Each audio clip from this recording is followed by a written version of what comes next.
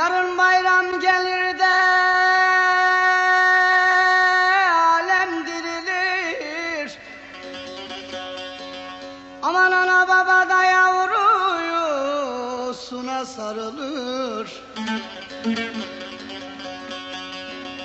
Yetim olanların da oy, boynu burulur. Ağlama anneciğim ağlama oy, buyumuş kader.